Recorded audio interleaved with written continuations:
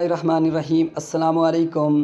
तो फ्रेंड्स, मुहर्रमुल आराम का चाँद कब नज़र आएगा और इस मरतबा सरकारी मुलाजमीन कितनी छुट्टियां लगातार कर पाएंगे, तो इस लिहाज से जो महकमा फ़ल्कियात है उनके मुताबिक इस मरतबा 9 अगस्त को चाँद नज़र आने का इम्कान है और इस लिहाज से 10 अगस्त बरोज़ मंगल को पहली मुहर्रमुल आराम की छुट्टी होगी।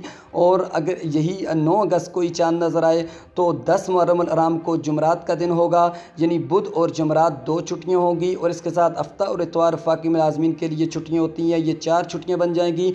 अगर चाँद 10 अगस्त को नज़र आता है तो फिर जुमरात, जुम्मा 9 और 10 मुहर्रम आराम होगी और इस लिहाज से हफ्ता और इतवार आपकी छुट्टी बनती है। 4 छुट्टियाँ आप लगातार कर पाएंगे और यकम आराम यानी 10 अगस्त को चाँद नज़र आने की सूरत में बरोज़ बुध को होगी। तो फ्रेंड्स, अगर ये छोटी सी अपडेट आपको अच्छी लगी है, चैनल को प्लीज़ सब्सक्राइब करके वीडियो को लाइक कर दें। Thanks for watching.